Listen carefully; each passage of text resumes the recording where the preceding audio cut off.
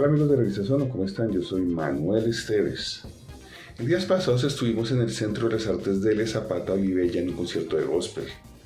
Dos artistas, el coro de la Universidad de Howard de Estados Unidos y el coro Las Celis desde San Andrés Islas.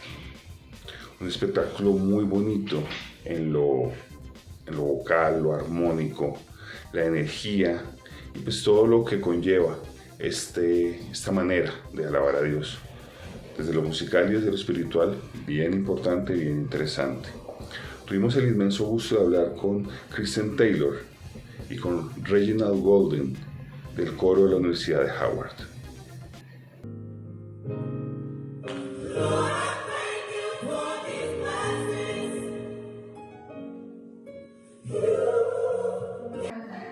Two years ago, I went to a gospel ceremony in San Andres. It was beautiful. I am not a big prayer or something, but I love it.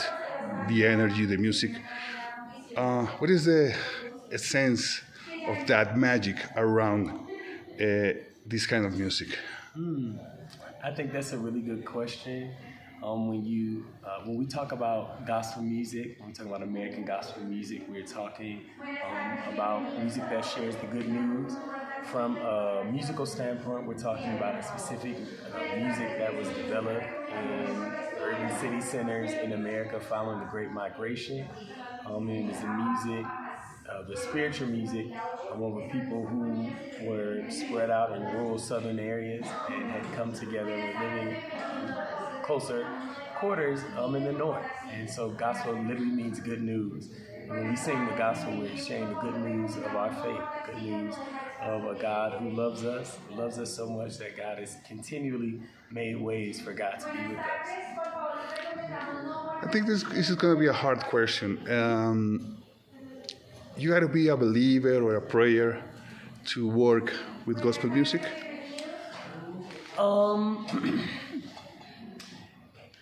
Yes and no, right? Like, I don't necessarily have to be from a Spanish-speaking country to speak Spanish, right? But there's no way that you can fully be fluent or immersed in a language without having some intimate relationship with the culture from which that language stems. And so there are gospel choirs that can be found all over the world that may or may not necessarily have someone, a Black American whose heritage comes from that experience, who's leading them. That still doesn't mean that they can't appreciate it, that they can't learn it, that they can't study it like they would study anything else.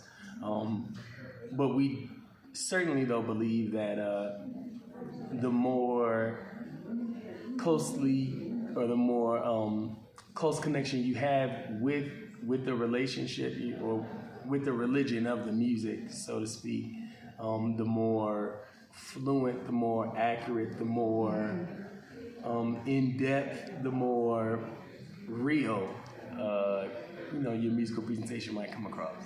I also think that the music we realize the gospel is certainly the good news, so it does two things.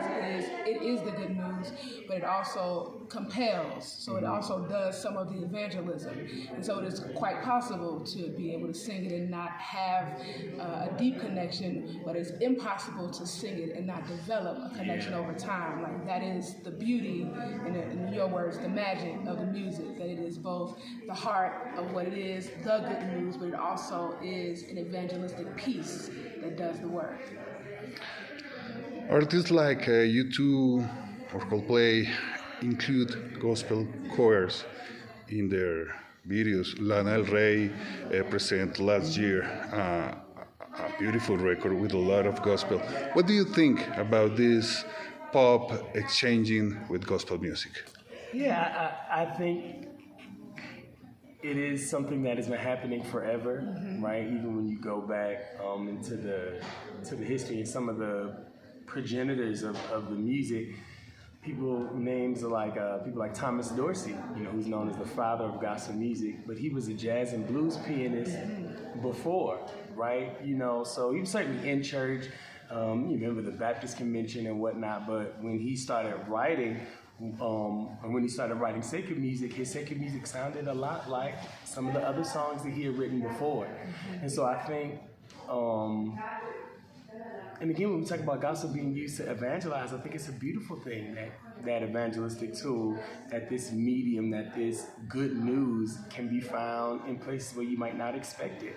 I think it's great to be able to get up and hear a Bono or to hear Madonna or a Beyonce or whomever, decides to, or Chance the rapper, or whoever decides to employ a gospel choir. I think it not only speaks to the importance and the influence that the music has had on them, but then I also think it speaks volumes to what it is that they're trying to relay. A lot of times when you have these artists who utilize a gospel choir, it's their more inspirational song, right?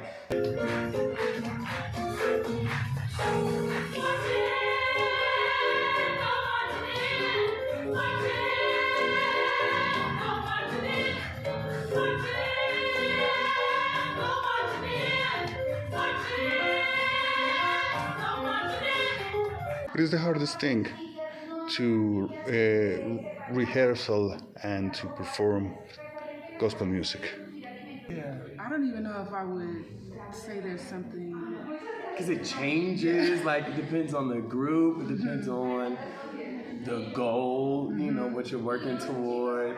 It depends on the context. I don't know. I mean, for people who have grown up in it, I think maybe some of the biggest difficulty that I think you might find is doing everything authentically, is getting up and doing everything well.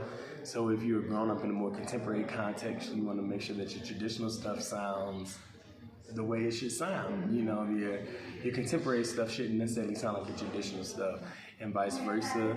But if you are, not as familiar with the music, then I think even just realizing that there's more than just what you expected. Some people are like, oh, happy day, yeah, but everything's not a happy day. Right. And if that's all that you knew, or that's all that you listened to, then your mind is gonna be blown when you learn that there are anthems, and there are hymns, and there are, gospel jazz type things that we all want to do. How is the connection with the people from San Andres? And what do you prepare for this performance? It's exciting. I mean, that is the main reason why we come. We believe that we have a good message to share, but we can get up and we can sing the gospel in our showers. We can sing at home. And so I think the connection piece, we have an opportunity to come and meet and to exchange with people from other places. I think that's the highlight. Those moments make up the most important parts of our trip. So we're really excited. We get a chance to sing with our friends from San Andreas tonight.